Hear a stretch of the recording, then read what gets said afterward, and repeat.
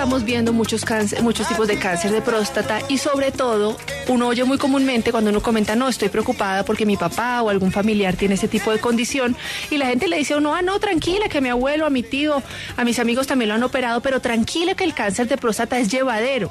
Es mucho más sencillo de tratar que otros tipos de cáncer. Por eso hoy en Salud y Algo Más decidimos invitar a un reconocido doctor. Él es el doctor William Quiroga, es jefe del Servicio de Urología del Hospital Militar Central, jefe del Programa de Urología de la Universidad Militar y es secretario general de la Sociedad Colombiana de Urología. Doctor William, muy buenas tardes y bienvenido a Salud y Algo Más. Muy buenas tardes, Carolina. ¿Cómo están? ¿Cómo les va? Pues doctor, muy agradecidos porque usted aceptó esta invitación. Para nosotros es súper importante tener a una autoridad como usted en este tema, doctor. Y yo me atreví a comentarle a los oyentes ahorita, pues algunas cifras que nos ha mostrado la Organización Mundial de la Salud, en donde dice que el cáncer de próstata es el segundo más común en los hombres después del cáncer de piel. Quisiera que usted nos cuente, doctor, cuando hablamos de cáncer en la próstata, ¿qué estamos diciendo? Bueno, cuando estamos hablando de cáncer de la próstata, estamos hablando de una enfermedad bastante común, bastante diagnosticada y que pues puede llegar a ser una causa importante de muerte dentro de los pacientes de sexo masculino. El cáncer, como todos los cánceres, obedece a un crecimiento irregular de una célula o un crecimiento anormal no controlado que va ocupando todas las células del órgano y posteriormente puede llegar a extenderse a otros órganos. Eso es realmente pues lo que sucede en el cáncer de próstata y sucede por influencia de las hormonas masculinas, principalmente de la testosterona, que hace que pacientes que tengan alguna susceptibilidad para que desarrollar este tipo de células ante la influencia de la testosterona desarrollen un crecimiento irregular y puedan tener un potencial de desarrollar metástasis. Doctor, ¿a qué edad suele aparecer el cáncer de próstata? Bueno, el cáncer de próstata generalmente se puede hacer clínicamente evidente mediante elevación de una sustancia en la sangre que se llama el antígeno prostático o la alteración en el tracto rectal. Desafortunadamente, pues no tenemos unas características para su prevención y entonces hablamos que en el cáncer de próstata lo que hay que hacer es una detección temprana. Esa detección temprana va a depender de los antecedentes del paciente. Entonces, generalmente los cánceres de próstata podemos comenzar a diagnosticarlos después de los 50 años y un pico más o menos hacia los 65 años, pero pues si todos llegamos a vivir lo suficiente, seguramente todos vamos a llegar a sufrir de cáncer de próstata. Sin embargo, esta detección temprana, pues como les decía, va a depender de los antecedentes que tengan las personas. Entonces, generalmente debe iniciarse hacia los 50 a 53 años más o menos, según las últimas guías. Pero si el paciente tiene algún antecedente familiar de cáncer de próstata, tiene el papá, el abuelo o un tío, tiene hijo, hermanos, padres, entonces él debe comenzar a detectarse desde los 40 años, tempranamente desde los 40 años. Y si tiene ascendencia afroamericana, pues también debe comenzar a esta edad. Para comenzar a detectar tempranamente el cáncer de próstata y si no, pues empezar a los 50 o 53 años. Yo creo, doctor, que esto viene siendo lo mismo como en el caso de la mujer, que uno va y se practica la citología o el Papa Nicolau, como le dicen en los Estados Unidos, que es anual para que el médico revise y uno pueda evitar un cáncer de cuello uterino. Supongo que viene siendo igual con la próstata. Entonces aquí, dígame, doctor.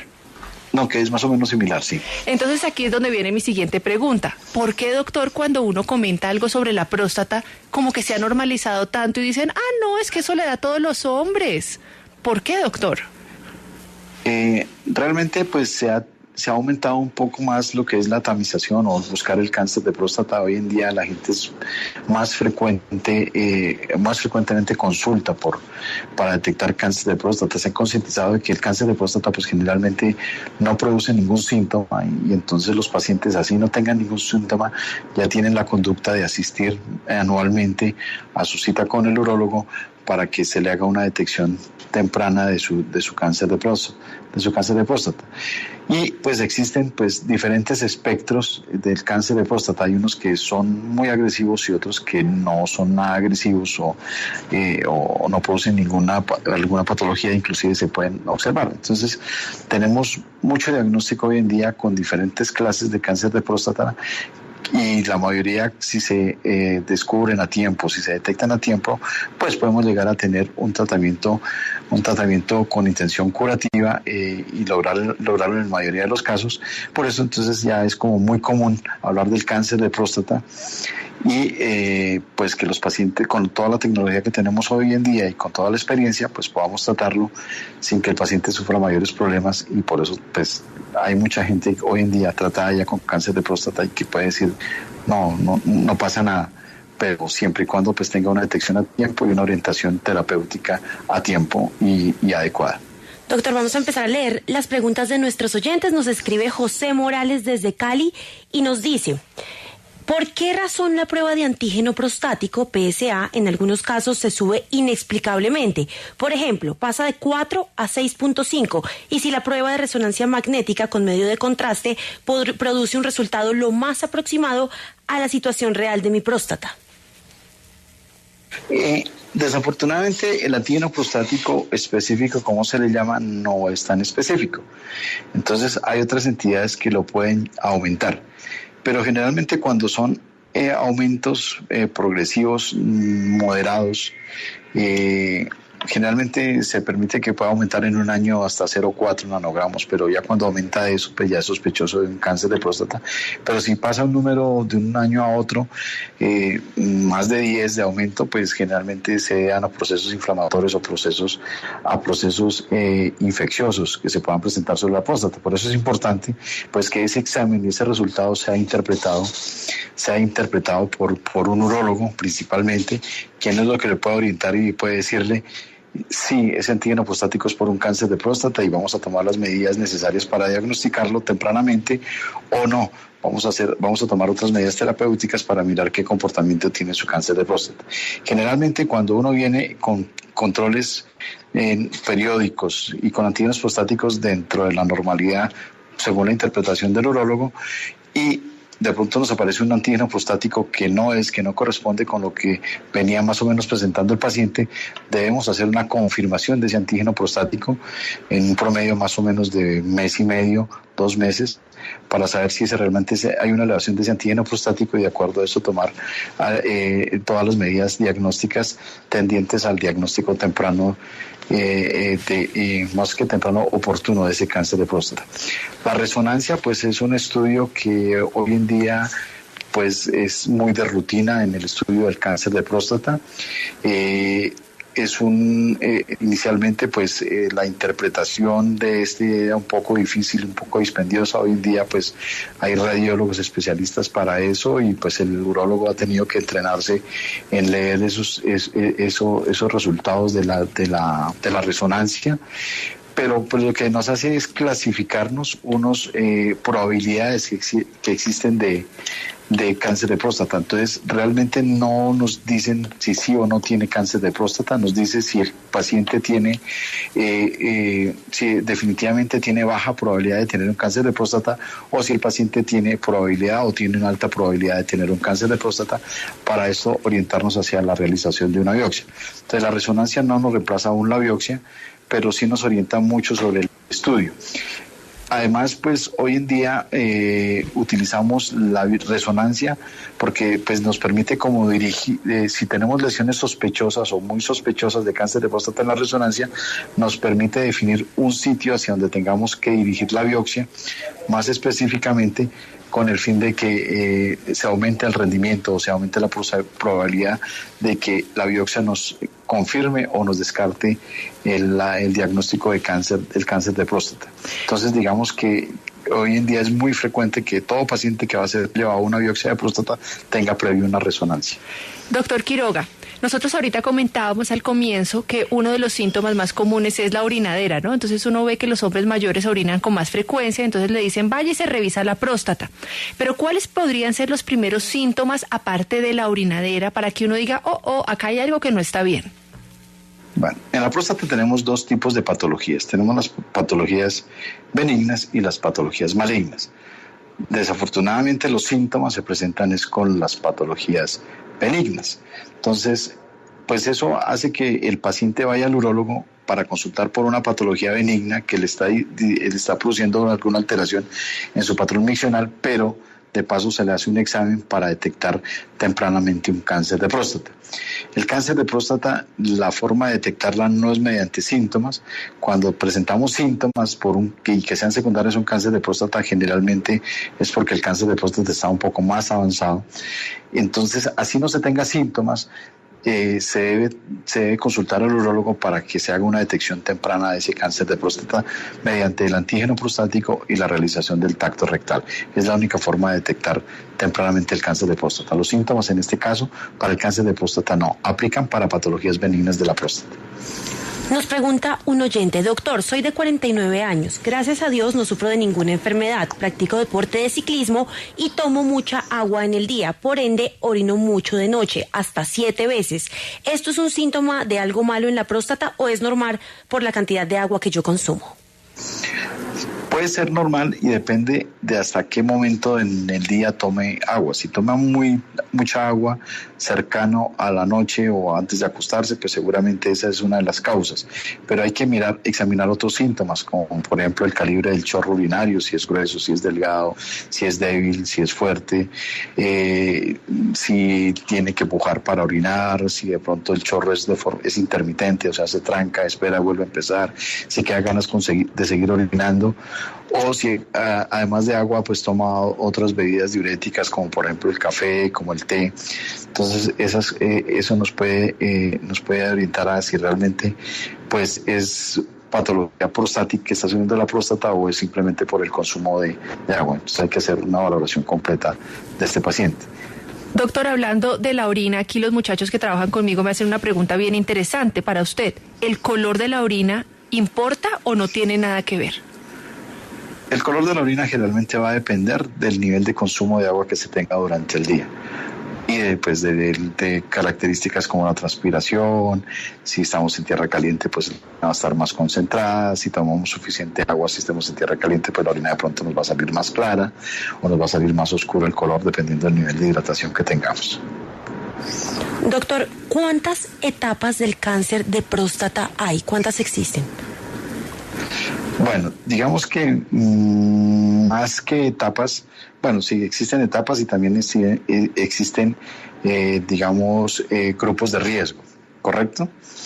Entonces, las etapas, pues es cuando el cáncer de próstata está subclínico, o sea, no se ha detectado porque pues el tacto rectal no nos muestra nada y puede comenzar con una elevación del antígeno prostático.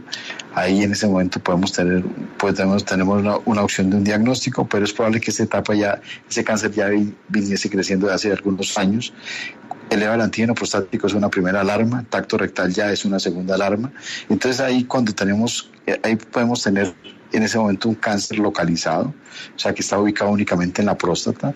Posteriormente vienen los cánceres que vienen, que están localmente avanzados, que son los que están comprometiendo, por ejemplo, las vesículas seminales, ya está comprometiendo la cápsula de la próstata, o ya los cánceres más avanzados que ya pueden estar comprometiendo los ganglios linfáticos o estar desarrollando metástasis óseas a nivel del hueso o a nivel de otros órganos. Entre los grupos de riesgo, pues hay unos grupos de muy bajo riesgo, que el tumor no son tan agresivos. Eso lo sabemos mediante la biopsia, lo sabemos mediante el tacto rectal y lo sabemos mediante el antígeno prostático. Son pacientes que tienen niveles de antígeno prostático por general de 10, un grupo de agresividad del cáncer en grupo 1, los grupos de agresividad van hasta 5 y posteriormente ya siguen los de riesgo moderado y los de alto riesgo, que son los que pues definitivamente sí requieren tratamientos con intención curativa un poco más agresivos, o a veces varios tratamientos para poder lograr su curación. Doctor, sabemos que hay un tipo de cáncer, que el cáncer de próstata se le dice que está encapsulado, supongo yo que es cuando está dentro todavía de la próstata y ya cuando sale. También el otro día entrevistamos hace mucho tiempo a un urólogo que nos contaba que hay momentos en que después de la cirugía hay que practicar una radioterapia o una quimioterapia dependiendo del caso del paciente. ¿Usted nos podría recordar, doctor, y explicar mucho mejor cómo funciona ¿cuándo se necesita solo cirugía o cuándo yo soy paciente para cirugía más radioterapia o paciente para cirugía más quimioterapia? Sí, generalmente la cirugía pues incluye la extracción de la próstata junto con las vesículas seminales y unas estructuras que se llaman los ganglios linfáticos, en los cuales pues hace el primer drenaje de este cáncer de próstata. Entonces uno extrae la próstata, las vesículas seminales, mira qué agresividad tiene el tumor, mira hasta dónde va ese cáncer, si pasó la cápsula de la próstata o no, si está comprometida las vesículas seminales o no, los ganglios linfáticos, y mira el nivel de antígeno prostático alcanzado después de la cirugía. Con eso uno decide si el paciente tiene un cáncer localizado y mire el riesgo del cáncer de próstata. Entonces, dependiendo de eso, los pacientes de bajo riesgo tienen una baja probabilidad de presentar una recaída o requerir un tratamiento adicional. Los pacientes de alto riesgo, con antígenos prostáticos por encima de 20, agresividades del tumor de grupo 4 o grupo 5, esos pacientes generalmente pueden llegar a requerir una radioterapia después de la cirugía o o con el tiempo presentar una recaída y requerir una radioterapia. Hasta un 35 o 50% de los pacientes pueden llegar a tener un tratamiento después de una prostatectomía radical. Entonces en esos pacientes se hace radioterapia, o en esos pacientes también se debe acompañar de un tratamiento no propiamente de quimio inicialmente, sino una cosa que se llama hormonoterapia, que es unas sustancias que bloquean las hormonas que producen los testículos para, por decir algo, que el cáncer de próstata no tome alimento de esas hormonas y de esa forma disminuya su crecimiento y disminuya su tamaño y mejore las probabilidades para que no vaya a progresar rápidamente. Saludamos a Edgar. ¿Dónde está y cuál es su pregunta para el doctor? Gracias, doctor. Quiero buenas tardes desde Bogotá. La pregunta es si el tratamiento RTU, o sea, la eliminación de uno de los lóbulos a través de la uretra, ¿es confiable o de pronto produce riesgos? No le escuché bien la pregunta, pero entendí algo así como que tratamientos a través de la uretra. Los tratamientos a través de la uretra se realizan para pacientes que tengan síntomas urinarios obstructivos bajos, tengan dificultad para orinar, con patología benigna, que no tengan cáncer, y que el objetivo es lograr de que el paciente se desobstruya y orine adecuadamente. En este tratamiento no se quita toda la próstata, sino únicamente la parte central de la próstata, que le va a permitir al paciente que le salga bien. También tenemos que orine bien.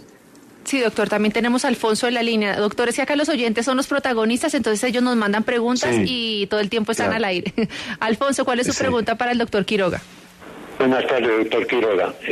Soy un señor de 76 años y mi EPS me ha mandado hace como 10 años tasmusolina para la... No les estoy escuchando bien a los oyentes. No nos está escuchando el doctor.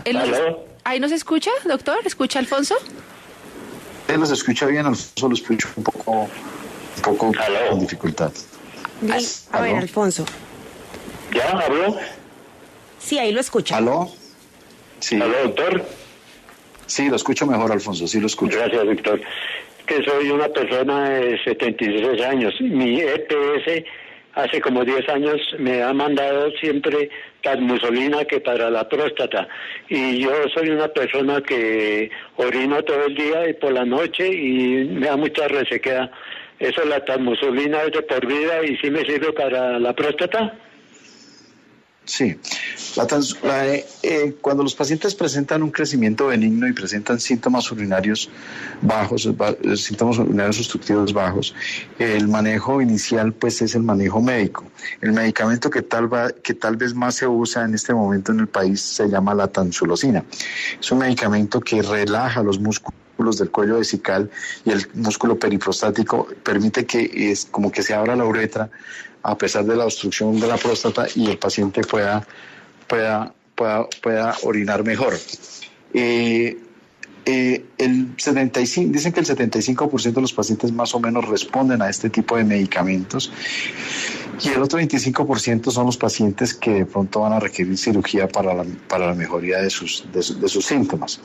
Entonces, pues valdría la pena que hable con su urólogo, le realicen otro tipo de estudios, como medir cuánta orina le está quedando en la vejiga, medir qué tanta próstata está avanzando hacia la vejiga, y le midan también qué tanto está su flujo realmente con el manejo del medicamento. Entonces, de acuerdo a eso se toma la decisión si se continúa con la tamsulosina o requiere un tratamiento quirúrgico. Doctor, nos pregunta un oyente, ¿la cirugía de la próstata por lo general genera impotencia? La cirugía para patología benigna, rara vez produce impotencia o incontinencia. La cirugía para cáncer de próstata puede llegar a tener incidencia de incontinencia. En promedio un 5 a un 10% de los pacientes pueden llegar a tener incontinencia. La impotencia se presenta realmente en todos los pacientes, y los primeros 18 a 24 meses los pacientes generalmente tienen que utilizar algún tipo de medicamento para poder tener sus erecciones y sus relaciones sexuales, y esta condición mejora más o menos en un 60% de los pacientes después de los 24 meses. Pero la que pues es una patología que no solo da por la cirugía, sino también la edad, otras comorbilidades que pueden llegar a presentar los hombres después de los 50 años, y en general un alto porcentaje de los pacientes, alrededor del 50% de los hombres después de los 50 años pueden presentar algún grado de impotencia que se pueda empeorar con la cirugía. Doctor, vamos a hacer una pausa comercial, son las 3:26 de la tarde, pero vamos a continuar con ustedes, que tenemos varias preguntas de los oyentes. Ya regresamos. Regresamos con el doctor William Quiroga, él es jefe de urología del Hospital Militar Central. Doctor, bueno, aquí un oyente nos pregunta sobre el olor de la orina. Ya hablamos del color, pero ¿el olor puede incidir en algo relacionado con el cáncer de próstata? No, el olor pues realmente no sirve para diagnosticar cáncer de próstata. El olor también va a depender de la alimentación, del estado de hidratación, y en algunos pacientes puede indicar una bacteriuria o una infección urinaria, presencia de bacterias en la orina o una infección urinaria. Doctor, también nos escribe Carlos. Por favor, una pregunta para el doctor Quiroga. Tomo tamsulosina de 4 miligramos y me formularon una diaria. ¿Esto debe ser diario o se puede tomar cada 2 o cada 3 días? Idealmente es diario, aunque hay algunos pacientes que no presentan muchos síntomas, que a veces la toman por comodidad cada 2 días, pero idealmente es diario, porque pues el día que no se tome el medicamento, ese día pues no va a surtir efecto, y es probable que el paciente vuelva a orinar nuevamente, que vuelva a orinar otra vez mal si no toma el medicamento. Nos preguntan acá, a mi esposo le prohibieron tomar café normal, pero el doctor dice que café descafeinado sí se puede. Él no es operado y nunca le han diagnosticado cáncer de próstata. Toma desde hace años finasteride de 5 miligramos y fulsocina de 10 mg, la primera en la mañana y la segunda en la noche, pero le toca pararse mucho a orinar. ¿Eso es normal? El café la cafeína pues realmente es la que se asocia con una posibilidad mayor diurética. El descafeinado pueden llegar a tomarlo, pero si la tamsulosina no está surtiendo el efecto que él desea, seguramente él requiere una revaloración y de pronto enfocar diferentemente el manejo terapéutico que se le esté dando, para que requiera una cirugía desobstructiva si se le descarta de que no tiene un cáncer de próstata. Bueno, pues doctor William Quiroga, le queremos agradecer por habernos regalado esta media hora de su tiempo. En verdad que Dios lo bendiga. Gracias por esas respuestas tan claras. Esperamos tenerlo aquí nuevamente en Salud y Algo Más, y su entrevista va a quedar en nuestra página web como siempre para aquellos oyentes que no se pudieron conectar a esta hora. Gracias, doctor. Bueno, muchas gracias a ustedes por la invitación y estamos pendientes cualquier cosa que se les ofrezca.